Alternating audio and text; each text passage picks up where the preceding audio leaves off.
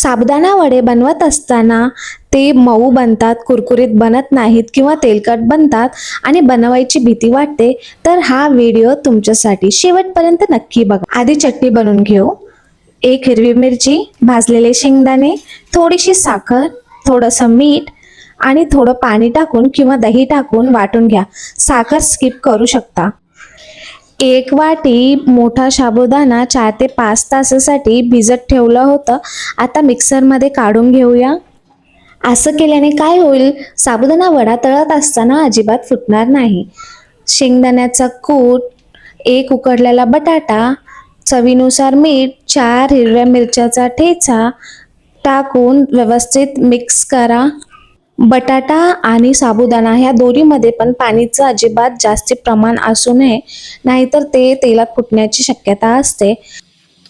वडा बनवण्याच्या अगोदर थंड पाण्यामध्ये एकदा हात बुडवा, मग वडे बनवायला घ्या.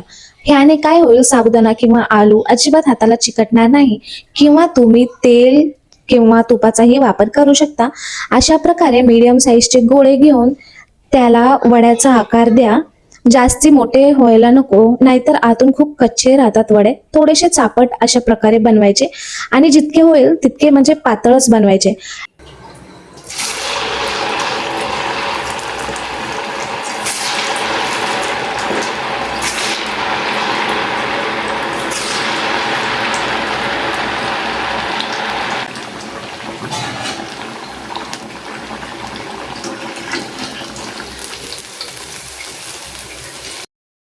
तेल व्यवस्थित गरम करून वडे तळून घ्यायचे.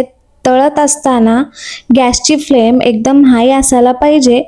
जर फ्लेम कमी असली तर वडे तेल पितात आणि व्हिडिओमध्ये दाखवल्याप्रमाणे वडे टाकताच एकदम बबल्स येतात. तर जोपर्यंत बबल्स स्वतःहून कमी होणार नाहीत तोपर्यंत वडे पलटवायचे नाहीत.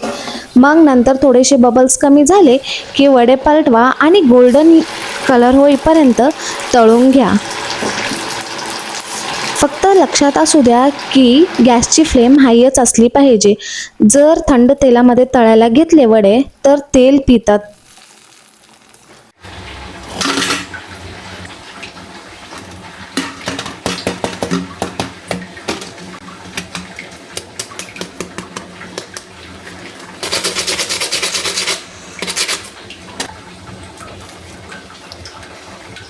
आहेत ना एकदम क्रिस्पी वडे, बाहेरून एकदम कुरकुरीत आणि आतून मऊ वडे तयार आहेत. गरम गरम सर्व करा.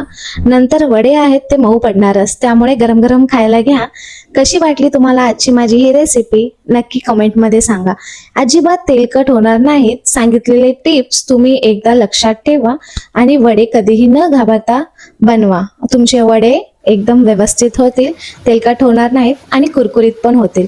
आणि मेन गोष्ट, तेलात फुटण्याची अजिबात भीती वाटणार नाही. अशा प्रकारे तुम्ही ही वडे बनवा आणि माझ्यासोबत नक्की शेअर करा. जर रेसिपी आवडली तर चॅनलला सबस्क्राईब करायला विसरू नका. व्हिडिओ शेवटपर्यंत बघितल्याबद्दल धन्यवाद.